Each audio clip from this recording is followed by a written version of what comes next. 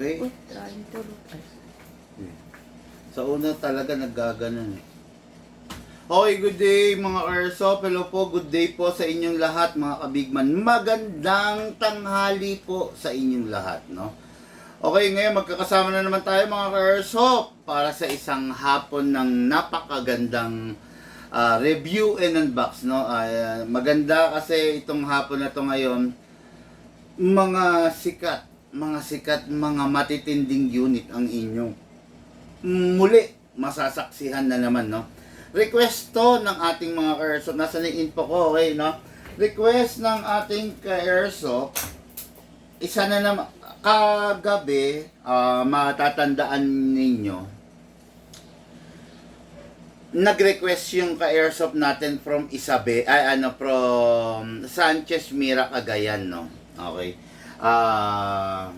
Si Ma'am Lilibet Suarez, pang regalo sa kanyang mister.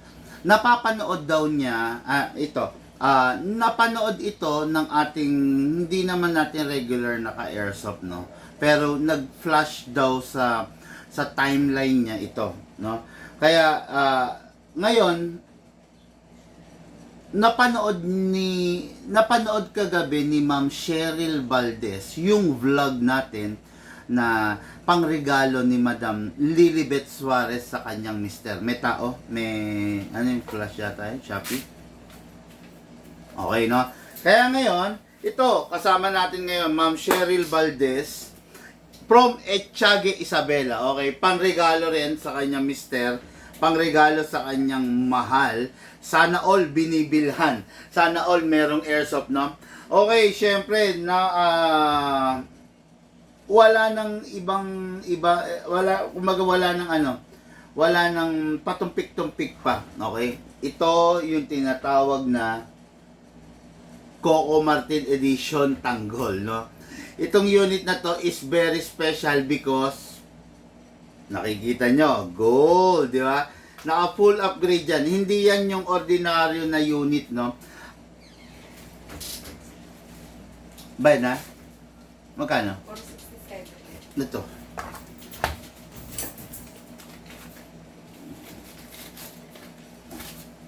Ay, bala ko yan naman pala, no? Hindi ito hindi ito ordinary unit. Yung ordinary unit nito is hindi pa naka-fix outer barrel actually, no? Papakita ko sa inyo yung ordinary barrel. Ito mga ka-airsoft, yung ordinary barrel niya, no? Kung makikita nyo yan, alloy lang siya. Alloy lang siya. Napakagaang lang niya.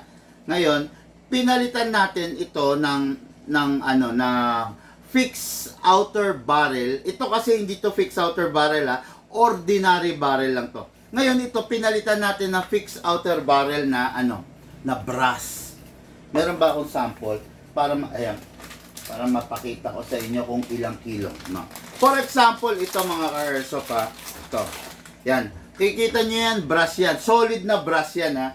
Ang kilo niyan, ang timbang niyan, timbangin natin, papakita ko lang sa inyo, ha. Gusto ko kasing maipakita sa inyo eh. Ang timbang nito versus this ordinary ito, okay, ang timbang niya is only 65 grams. Pakita ko sa inyo, dito natin iaano. Dito. Yan, yan. Para makikita ninyo yung difference nung naka-fix outer barrel sa hindi naka-fix outer barrel. Iyuyuko natin yung both camera, okay? Yan na. Papakita ko sa inyo para at least meron kayong idea, ha? Kasi mahirap naman kung ako lang ang nakakakita ng camera, hindi nyo nakikita. Ayan, ha? Ayan. Tapos ito, papakita ko rin sa inyo.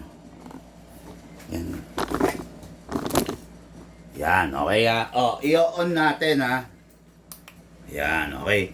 Ngayon ito yung fix, hindi, yung eksakto na lang. Kuha ko ng eksaktong barrel. Meron pa naman tayo eh. O yun. Akin na yung Pero yung akong magnet pang alis. Yan na? Ito na, meron na.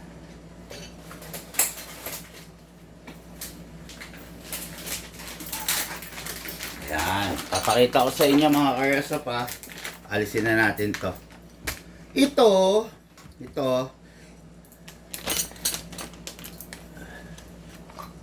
Okay, ito, ayan, kung makikita ninyo, naka-fix outer barrel na siya na brass. Ayan na, naka-fix outer barrel na brass. Ang ordinaryong barrel na nakalagay dyan, mga ka-airsoft, is ito. Ito lang. Ito yung ordinary. Tingnan nyo kung ilang grams. Ayan. Ayan. Based on the pantimbangan natin, 65 grams lang siya. Ito ha. Okay. Ngayon, ito yung mga upgrade natin na barrel. Ayan o. Makikita nyo yan. Ayan. Ito, dalawang klase yan. Okay. Isang brass ito, tanso. Isang pure stainless. Okay. Ngayon, tignan nyo. Papakita ko sa inyo. Kung ito, yung ordinary barrel is 65 grams lang. Tingnan nyo kung gaano kabigat yung brass. 188 grams. Ibig sabihin, halos tatlo, ito, no? Halos tatlo nito, no? 189 grams. Ayun nga, ayan, no? Okay? Ito yung brass, ha? Yung tanso. Ito ngayon yung stainless. Tama ba? Oo, baka wala sa gitna. 171 grams. Okay? Ngayon, ayan, compare nyo naman itong quality ng ordinary. Ito yung sinasabi ko sa inyo, di ba? Kaya maraming tumutuligsa sa atin eh. Kasi hindi nila maintindihan to, no? Ito yung ordinary na barrel na nakalagay. Ina-upgrade natin sa ganitong klaseng barrel. Ayan, no? Oops.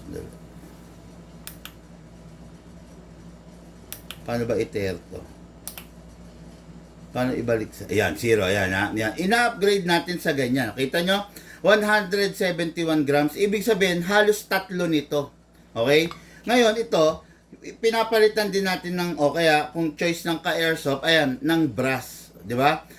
Halos tatlo nito. Ganun katibay yung upgrade natin. Hindi natin pinapatagal, hindi natin ginagamit ito kasi eventually, nasisira to eh. Nandadamay pa to. Pag nasira to, dahil nga kumakalog to, sinisira niya yung half-up chamber. Ngayon, pinapalitan natin ito kaya naka-fix outer barrel. Ipapakita ko sa inyo yung itsura ng unit na naka-fix outer barrel versus sa hindi naka-fix outer barrel na Coco Martin Tanggol Edition. Okay? Ayan. Pakita ko muna sa inyo. Ayusin ko lang yung camera. Ibabalik ko lang sa angle niya.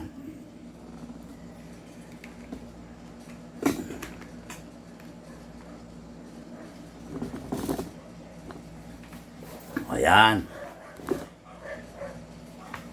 Dali ha. Yan. Okay? At least nakita nyo na, di ba? Ngayon, ipapakita ko sa inyo yung hindi pa naka-upgrade, no? Itong unit na to, ito yung black edition. Parehas lang yan, ha? Parehas lang yan. Parehas lang yan. Ito, black color, black nga lang. At saka, naka-set up na siya. Ayan, naka-set up na. Ayan, no? Makikita nyo, ikakasa ko. Yan. Kung mapapansin niyo, ito yung barrel niya. Ayan na. Hindi siya umaalog ng taas-baba dahil nakalak dito. Hindi rin umaalog ng kanan-kaliwa dahil nakalak dito. Pero, yung pinaka-importante sa lahat, yung forward and reverse. Ayan, no? Makikita nyo, kumakalog pa siya ng forward and reverse kasi hindi pa siya naka-premium na fixed outer barrel. Okay? Yan. Ito yan. Itong barrel na to, ito mismo yan. Ganito. Okay? Ngayon, ipapakita ko sa inyo yung naka-upgrade na ito. Naka-premium fixed outer barrel na to. Okay? Number 1, wala siyang kalog kanan-kaliwa. Wala rin siyang kalog up and down kasi nakalock. Okay? Nakalock siya dyan. Ayan. Wala rin siyang kalog forward and reverse. Ayan. Wala siyang kalog, hindi rin siya kumakalog forward and reverse kasi nga naka-lock na totally. Ito talaga yung premium fixed outer barrel na tinatawag. Okay? Ito, ayan tingnan nyo, ayan, hawakan ko rito hawakan ko rito, ikakalog natin Walang kalog talaga kasi naka-premium fixed outer barrel. Okay? Yan yung hindi naiintindihan ng iba na akala nila basta lang tayo nagpe-presyo. Hello, may utak po kami, may isip kami. Hindi naman kami magpe-presyo ng bagay na sobra-sobra dun sa dapat itakda, no? Nagpe-presyo lang kami nang naaayon lang dun sa upgrade na ikinarga namin. Okay? Yan. Kasi yung iba, tinuturuan mo na, kinokontra pa yung tinuturo mo. Yung iba, ipinapakita mo na kung ano yung pagkakaiba, pero may doubt pa rin sila. Normal na ugali ng Pinoy yan, kaya ang Pinoy sa totoo lang, malayo sa pag-asenso. No? Kaya ang Pinoy na pag-iwanan na ng ibang bansa kasi ang Pinoy, ibang mindsetting sa utak, no? Yan yan ang epekto ng social media, no? Ng social media na baluktot, no? Kasi ang social media sa totoo lang napakagandang gamitin yan kung gagamitin mo sa tama. Pero kung baluktot ang pag-iisip mo, walang mangyayari, no? Okay, uulitin ko, ito yung full upgraded, no? 3 beses na mas mabigat, na mas solid kaysa dun sa ordinary. Okay? Ito yung ordinary, ito yung upgraded talaga, no? 3 beses na mas mabigat, 3 beses na mas makapal, mas matibay, 3 beses na mas hindi posibleng masira o bumigay. Okay? Ayan yung pagkakaiba sa mga bagong online lang. I-replay nyo na lang yung video natin para makita nyo yung pagkakaiba. Okay? Ito yung hindi pa naka-fix outer barrel, no? Pero upgraded na siya. Ito yung totally naka-fix outer barrel, ayan, makikita nyo, gold barrel siya, no? Okay, yan, ha? Yan yung unit na pangregalo ni Ma'am Cheryl Valdez sa kanyang mister na si Sir John Valdez of Etchage Isabela. Okay? Then, next unit natin, another shadow, no? Another shadow by the CZ, CZ P09, CZ, sabihin natin parang shadow 1 to, no? Lately, kasi nagdatingan yung mga shadow, during the gun ban. So, talagang umahataw ngayon ang shadow, no? Kasi ang shadow, kung tawagin na, ang shadow is the everyman's dream. Pangarap ng kahit sino, pangarap ng karamihan sa mga kalalakihan, okay? So, ayan yung i-demo natin. Unit to ni Sir George Chua of Toledo City, Cebu, okay? Yan. Nagkabaliktad ng magazine. Okay, let's roll. Let's begin the daily vlog, okay? Unahin natin yung pangregalo, syempre, yung pangregalo kay Mr. John Valdez, pangregalo ni Cheryl Valdez, ni Madam Cheryl Valdez, para sa darating na Valentine's. Napakasarap naman. Sana all binibigyan, sana all nireregaluhan. Gandang tanghali, Boss Bigman, present, share done, sabi JPS Canyo. Gerardo Di Malanta, good day, Sir Bigman. Good day, Sir Bigman. Nice to see your live again. That's everyone's dream. Actually, Alan Villaris, medyo madalang ka mag-online, ha? Hindi siya everyone's dream. Every man. Kumbaga, bawat lalaki, yun ang pangarap. Pwede rin sabihin everyone, no? Kasi, mostly naman tayo lalaki, no? Everyone, no? So, every one of us is pangarap talaga ang shadow, no? Okay, so let's begin. Good day sa inyong lahat, no? Let's begin the daily review and unbox. Okay, this is the Coco Martin. Tayo, I am proud to say na tayo ang nagpasimula ng pagsikat nitong unit na to. Actually, way back, hindi naman pinapansin to. Bakit? Ang komento nila, malaki, kumakalog,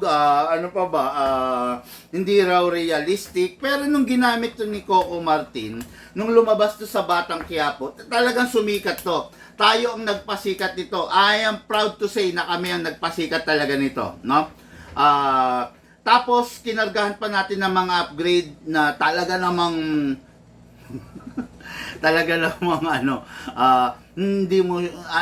hindi mo palalampasin, no? Okay, this is the Coco Martin Edition Infinity version. Okay? The 6.0 by the AW Custom. Napakaganda, napakalupit, napakatikas. Okay, makikita nyo, again, gold barrel, fixed outer barrel, fine tuning, trigger job, hammer protection pad. Okay? Hindi pa to naka-hop-up rubber, hindi pa rin naka anti-freeze nozzle. Okay? Kung gugustuhin na i-HAPA rubber, i-anti-freeze nozzle, mag-message lang po sa amin para ma-convert natin to. Okay? So, napakaganda ng unit. Nakikita nyo naman, napakayabang. Ito yung unit na pang congressman, pang mayor, pang senador, no? Napakaganda niya, kumbaga, hindi pipitsugin, hindi rin ordinaryong itsura, okay? Ganito itsura niya pag naka-setup, ayan, makikita nyo, naka-charging handle, naka-scope mount, naka-scope with cover lang nga yan, okay? Naka-scope, yan yung itsura niyan pag sinet-up. Ito na yung competition grade, competition level unit. Okay, so ito, this is the bare unit pero still upgraded na siya. Fixed outer barrel, naka fine tuning, naka trigger job at naka hammer protection pad. Again, hindi pa to naka anti-freeze at anti-freeze nozzle at saka hindi pa naka HAPA rubber. Okay, let's begin. What is good and special about this unit? This unit is malakas siya. Kahit ang gamit mo is 12 kg lang. Actually, itong unit na to compatible lang siya sa 12 kg. Hindi siya pwedeng gamitan ng 14. Hindi rin siya pwedeng gamitan ng CO2. Okay? Press the valve, then spray. Okay. After that, dito sa ilalim, spray. Okay. Then, kunin natin yung unit. Sprayan natin dito sa slide stopper. Okay. Then, kasa natin. I-lock natin manually. Okay, then sprayan natin sa nozzle. Diyan sa pula. Okay, yung pula nakikita nyo, sa ibabaw, dyan i-sprayan. Okay, then, after that, release. Tapos rest. Sarap. Ang sarap naman tumunog talaga, no? Okay, sabi ko nga sa inyo, mga airsoft, hindi siya compatible sa 14 kg, ha? Ang gagamitin lang natin sa kanya is 12 kg only para wag masira yung unit. Tatandaan nyo, ha, sa 12 kg pa lang malakas na siya. Hindi mo siya kailangan gamitan ng 14 kg para lumakas. 12 kg pa lang, pakinabang na 12 kg pa lang, ramdam mo na yung ugong, ramdam mo na yung lakas ng unit, no? Kaya yan ang may pagmamalaki ng unit na tanggol na to, no? Napakaganda naman talaga. Makikita nyo, ha, kasi ganito, kwento ko lang sa inyo, ha. Way back yung Batang Quiapo, okay, ang ginamit ni Tanggol na barel during yung panahon ni Chief Espinas is ito, ganito. Okay, no? Ngayon, dahil nga naging gangster na siya, kumbaga naging leader na siya ng grupo, nagpalit siya sa ganito. Okay? Nagpalit siya dito. Ito yung Drug Lord's Pistol. Okay, ayan. Nagpalit siya dyan. Ngayon, makikita nyo na, dahil nag-change image na naman sila sa Batang Quiapo, Wating. Kung tawagin sila, Wating. Okay, ha? Babalik siya sa ganitong unit. Kaya lang, lamang pa rin ito kaysa dun sa gamit niya. Kasi yung gamit niya, ordinary lang. Pero ito, naka-gold barrel na. Sana nga, ganitong ginamit niya. No? Ito naka-gold barrel. Ito, 3 times stronger dun sa gamit ni Coco Martin. Ito is upgraded. Yung gamit kasi ni Coco Martin is, all stock lang. Hindi pa naka-fix outer barrel yun. No? Kaya yan ang lamang nitong unit na to. Okay? Ngayon, sabi ko nga sa inyo, 12 kg lang. Upside down, then press down. 1, 2. Bakit 12 kg lang, big man? Kasi mga airsoft, meron part to sa mga loob niya, meron part ito na hindi pa mga naka full steel, no? Kasi this is from the AW Custom. Ang AW Custom at saka yung WE is mag-partner, mag-sister company yan. AW Custom at saka WE, okay? So mag-sister company yan. So most of their unit is not fully licensed. Most of their unit is just a entry-level unit, no? So, mas high-end lang ng bahagya ang mga AW Custom. Ang AW Custom, yan yung mga high-end version ng mga WE. So, ganun pa man, hindi pa sila yung mga CNC na matatawag ng mga full steel. Hindi katulad ng mga Umarex, hindi katulad ng mga VFC, hindi katulad ng mga SRC, ng mga ICS. Meron silang part sa loob nila, yung pinaka-importante yung part na pino-full steel na nila. Para kahit gumamit ka ng malakas, hindi mababasag, hindi masisira. Okay? So, So ngayon, meron ng gas, may silicone na, lagyan natin ng bala. Hatakin to pababa, put your right thumb here, then pump lang po. Oops, sorry. Okay, no? Ngayon, pag ganyan ang bala, bungi-bungi, kailangan, sinasabi ko sa inyo, kalugin ninyo sideways para umalign din. Pasok sa unit! Woo! Kasa, ready to fire. Napakaganda, The Coco Martin Edition, AW Custom Infinity Series. Napakaganda, napakalupit, 6.0, upgraded fixed outer barrel, gold barrel, fine-tuning trigger job, hammer protection pad. Kulang ang upgrade dito. Hindi pa na-upgrade ng anti-freeze nozzle, hindi pa rin naka-upgrade ng hop-up rubber. Firing!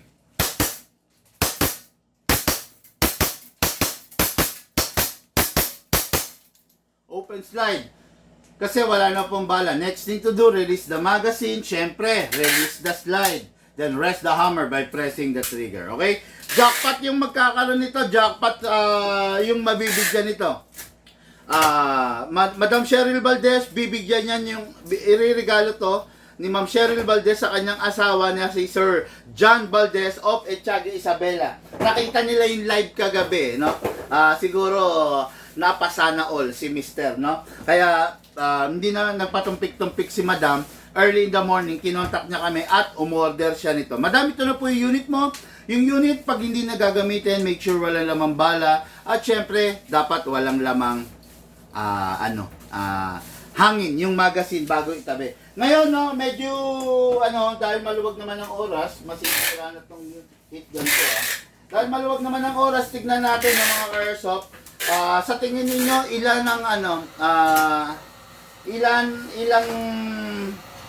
ilan pa ang kayang iputok nito? Nilagyan natin ng 2 seconds. Tignan natin kung magiging sulit. Tignan natin kung mag-e-enjoy yung mga bossing natin dito, no? Okay, tignan natin. Ilan pa sa tingin nyo yung kaya iputok nito? Mga karso, pag nyo gagaya itong ginagawa ko, ginagawa ko lang to dahil nakatutok ako sa aircon, no? Pero wag nyo gagayahin kasi baka hindi nyo matansya, lalo lang masira yung airsoft ninyo imbis na pakinabangan ninyo, no? Okay, sa tingin ninyo, ilang pa ang kayang iputok nito?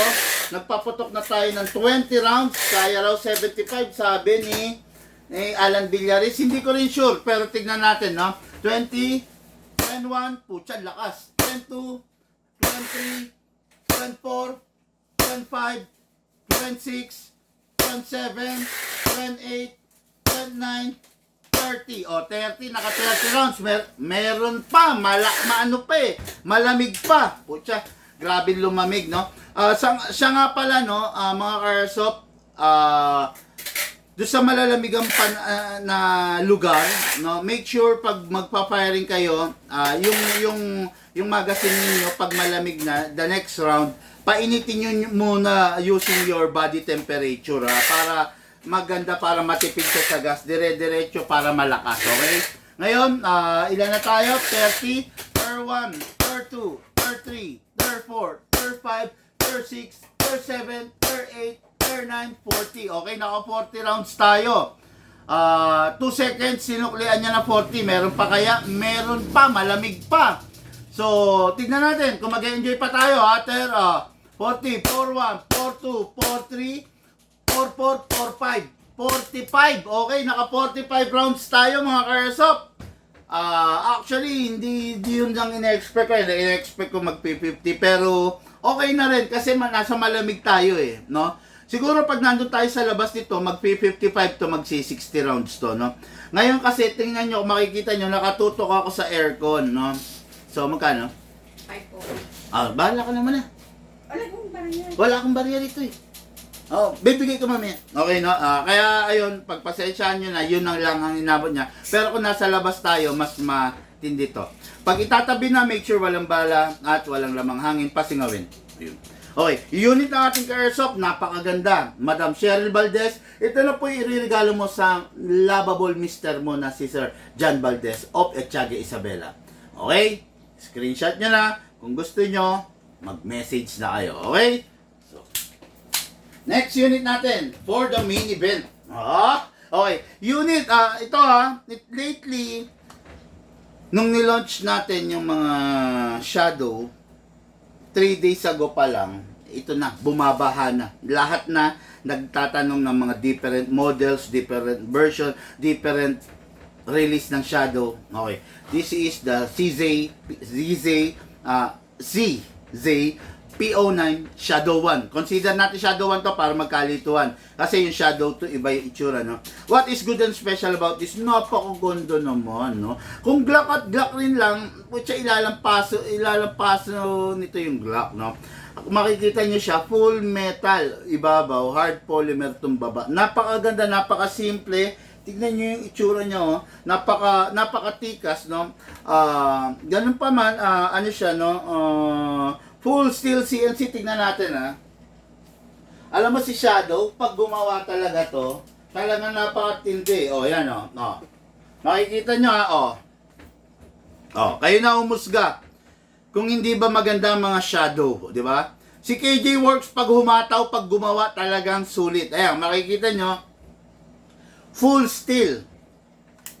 Eh, syempre, pag full steel, pwede sa 12 kg, pwede sa 14 kg, pwede rin siya sa CO2. Napakaganda nito, no? At saka, honestly, ang isa sa kinagustuhan ko rito, ito, papakita ko sa inyo. Itong grip na to. Ito yung gusto kong grip kasi pag nagpa-firing ako, napakalaking silbi nito kasi itong forefinger ko nakandito, itong thumb na to, nandito yan. Ayan, yan, ganyan, ayan, ha. Okay? Itong thumb ko, nandito yan. Kaya, ang ganda nitong grip na to kasi, nasa-serve yung purpose niya. Ayan, no? Diyan yan, para hindi dumudulas. Ganon din dito. Kung kaliwete ka, ayan, no? Nandito yan. Oh. Isa sa paborito ko to, ha. Kumbaga, simpleng detalye, simpleng informasyon, pero napakalaking bagay, eh. Napakalaking bagay nitong grip na to. Kaya paborito, isa to sa paborito ko, eh, oh. O, di ba? Kasi, ayan, no? Tignan nyo. Naka-rest yung thumb natin. Ha? Ayan. Yung mahaba. Yan. Dito, ako na. Baka hindi umabot. Ilang percent? Nag-black. Ay, nag-ano. Okay, sige. Saksak mo.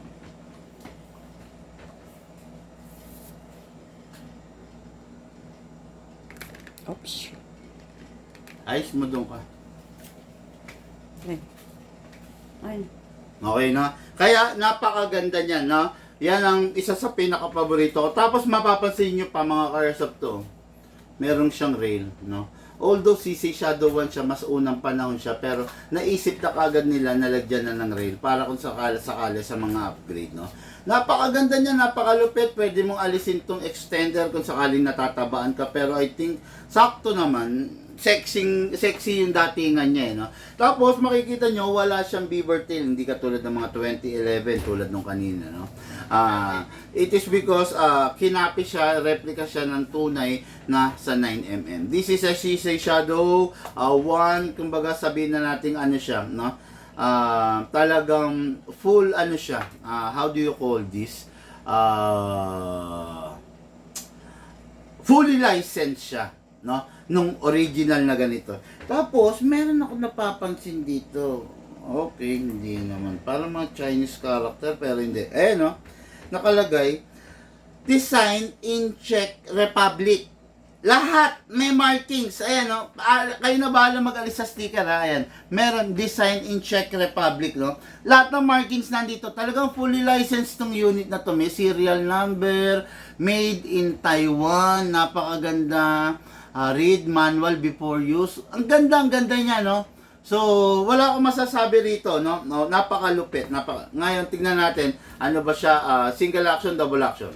Yun, double action. Okay, so let's begin, mga Airsoft. Review and unbox. Unit ng ating ka-Airsoft. No, pangalan nito, from Toledo City, George Chua. Toledo City. Okay, so ito na. Kunin natin ang magazine, press the valve, then spray. Okay, after that, dito rin sa ilalim, isprayan. Okay, after na may sprayan natin, syempre, kuha tayo ng gas. Sabi ko nga sa inyo, 12 kg, 14 kg, pwede sa kanya, isprayan natin, ay, lagyan natin gas. 1, 2. Okay, upgraded na to. Naka-fix outer barrel, naka-fine tuning, trigger job, naka-hammer protection pad. Hindi pa siya naka anti-freeze nozzle, hindi rin naka-half rubber. Okay? So, ngayon, lagyan natin ng bala. Hatakin pababa and put your right thumb here. Then, dito ilalagay yung bala. Maximum rounds is 27. Pero, ang recommended lang ni Big Man is 20 to 23 para wag naman masyadong ano yung spring. Ano tawag? Magsag, no? Okay, so simple and elegant design, sabi ni Shadow, bawi sa Shadow. 85 rounds, hindi nga umabot JP, no? Boss Idol, pa-shoutout ulit, sabi ni Jared Parika. Hello po, Sir Jared, no? Okay, pasok na, sorry, munti ko makalimutan. 9mm, kailan lagyan natin sa ibabaw. Okay, then kasa, ilak, manually, then lagyan natin yung nozzle. Okay. Hindi nga half rubber. Pasok sa unit, malakas. Okay, huwag itutulak ka kasi baka hindi mag-lock. Pasok sa unit, malakas. Okay, kasa. Ready to fire.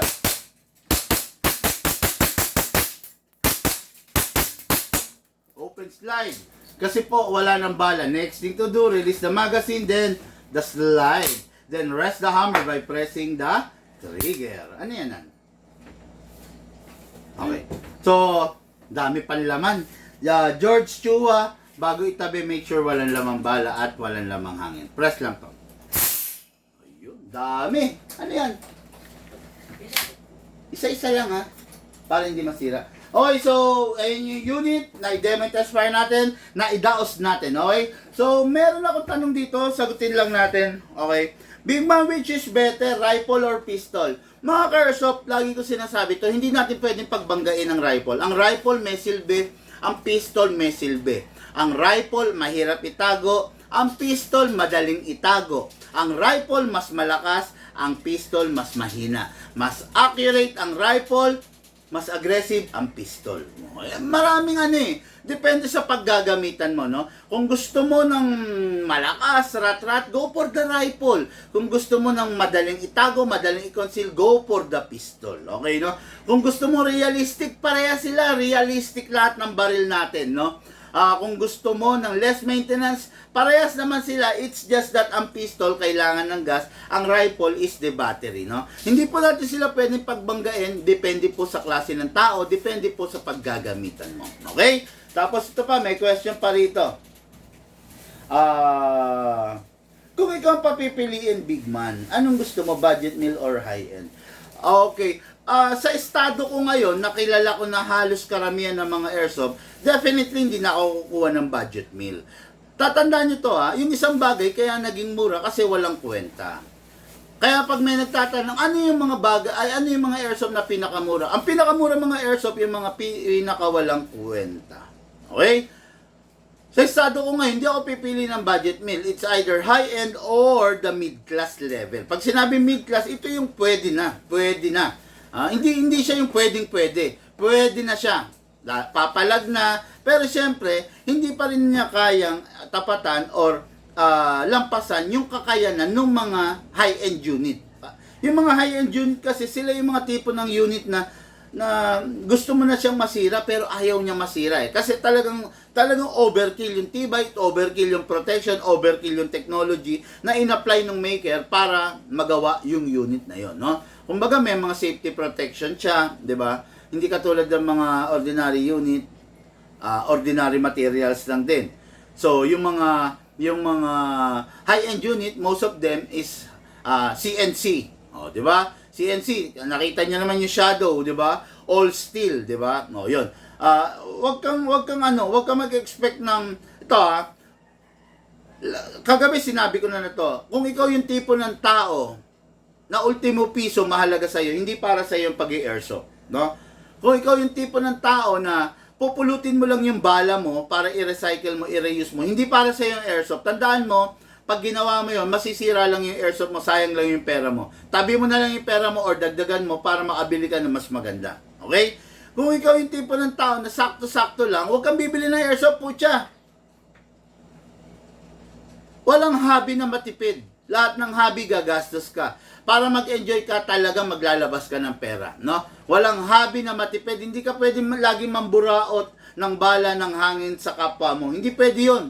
talagang kailangan lagi ka may bala, lagi ka may hangin para anytime na gusto mo maglaro, makakapaglaro ka. Okay? Pasensya na kayo, diretso lang, no? Wala tayong oras magbulahan, ninanakaw lang natin yung oras natin para maidaos tong vlog na to. So, since limitado lang oras natin, sinasabi natin yung totoo. Wala tayong oras magbulahan, dito sa Big Man hindi kayo bobolahin, no?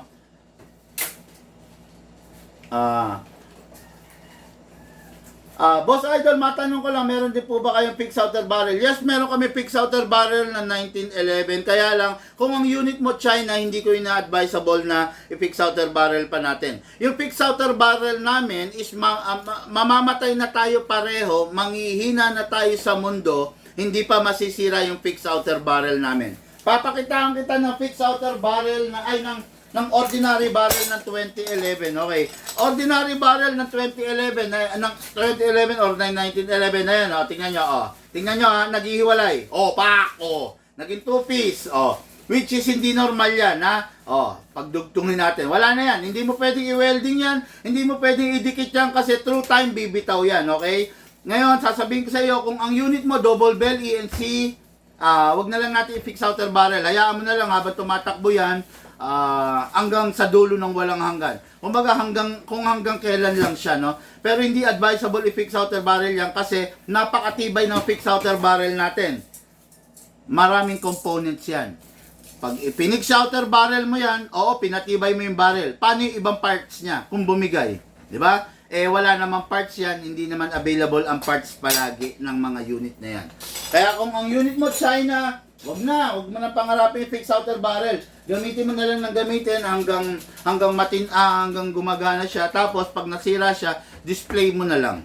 Okay? Ayun. Pagsasabi lang po ng totoo yan, ha, wala pong ano yan. Walang halong ano yan, no? Walang halong pang-ookray. Gusto ko lang diretsong sabihin sa inyo. Hindi ko kasi alam kung paano kita bobolahin para sabihin sa iyo na pag yung unit mo China, wag mo nang i-fix outer barrel. Okay? We 1911 WE po. Meron kami niyan pero ganun pa naman since WE choice mo to. WE yan. Taiwan yan pero entry level Taiwan yan. Kung gusto mo i-fix outer barrel okay lang. Pero tulad nga ng sabi ko, pwedeng masira marami pwedeng masira diyan eh. WE 1911. Okay, buksan natin para lang sa iyo ha. Para lang mapakita ko sa iyo. WE 1911, ano ba yung laman loob niya? Alloy lang. 'Di ba? Alloy lang. Hindi katulad ng mga high-end unit na magnet ito, tignan mo, wala. Alloy lang. Wala ni isa diyan sa loob niya ng namamagnet. Okay. Tinibayan natin yung fixed outer barrel. Tibay ng barrel mo. Ang daming parts niya na pwedeng masira. Paano pag nasira yung ibang parts niyan? Nasira disconnector mo, may makukuha ka ba? Wala, kakatay ka. Okay? Hammer, tingnan nyo. Ayan. Baka sabihin mo, pinipigilan ko lang ha. Diretso lang ako. Totoo lang yan ha. Tignan mo kung merong didikit dyan. Ni isa dyan sa parts niyan, sa laman loob niyan, walang dumidikit. Ibig sabihin, walang steel dyan. Lahat yan, isa lang, kahit itong pinakamaliit na disconnector, masira dyan, wala na, iyak ka na. So, ano yung sense na in-upgrade natin ang fixed outer barrel tapos nasira? Wala, 'di ba? Bandang uli, yung fixed outer barrel mo, maililipat mo pa kahit hanggang sa 10 1911 na WE. Hindi masisira 'yon. Pero ito, makakasampu ka sira. Totoo lang po 'yan. Totoo lang, no? Tatandaan mo 'to. Tatandaan niyo 'to, ha. Wala akong oras makipagbulahan, no? Marami akong inaasikaso. May iba pa akong mga business. Meron akong mga bully. Meron akong mga bonsai. Meron akong mga mountain bike. Ang dami kong inaasikaso. Para pagkaabalahan ko pa. Di ba? Kumbaga, para pagkaabalahan ko pa yung pambobola sa inyo. Hindi ko gagawin yun, no?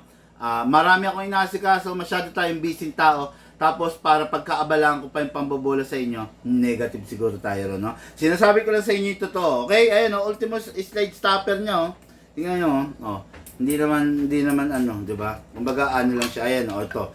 Tulad dito, ni isa dyan sa loob niyan, walang steel. Kaya, I don't advise, no? WE, okay lang. Okay naman yan. Matibay naman yan. Tingnan natin. May matibay, meron kasing sablay. Okay? Kung WE 1911, wag mo nang i-fix outer barrel. Pero kung talagang ipipilit mo, pwede naman. Kaya lang gagastos ka. Okay? Kasi syempre hindi rin naman biro yung fix outer barrel kit. Actually meron.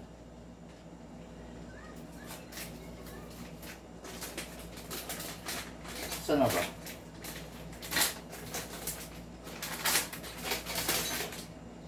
Ayan. Here's the example of the fix outer barrel ng 1911. Ayan. Ay, putya, maganda pa nga ito eh. Twisted, oh. O, diba? Twisted pa nga yan eh. Oh, maganda pa, oh. Biruin mo, 1911 lang. 1911 mo, WE, konti na lang. Kapresyo niya na to. O, diba? Kaya hindi advisable. Okay? Pero, yun, kung sa amin mo binili yan, malamang naka-fix outer barrel na yan. Pero dahil hindi mo naman sa amin binili, hindi kumbaga babayad ka talaga sa fix outer barrel niya, no? Okay. Boss, salamat sa advice, sabi ni Jared, no? Okay, gamitin mo na lang ng gamitin, boss.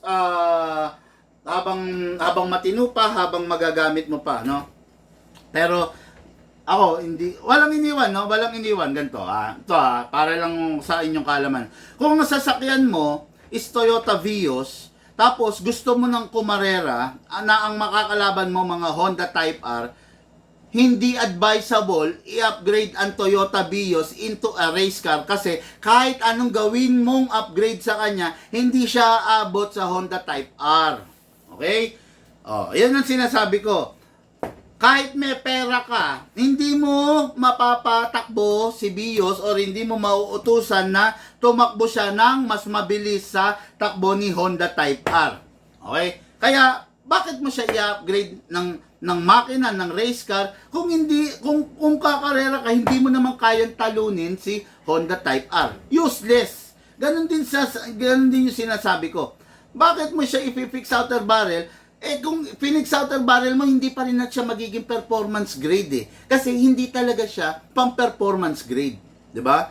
Pang mga ano lang siya, casual firing lang. Yung tipong okay lang sa'yo, bumabaril ka sa hangin, okay lang sa'yo, hindi mo na-hit yung target. Kasi hindi siya competition grade. Pero kung ikaw yung tao na competition level, huwag kang kukuha ng hindi competition grade. Kumuha ka competition grade level. Yung tipong 1:1.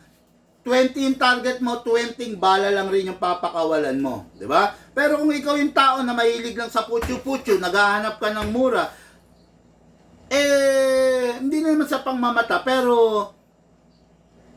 kung ano yung binili mo, yun ang makukuha mo. 'Di ba? You only get what you paid. Naghanap ka ng mura, doon ka sa mumura. 'Di ba?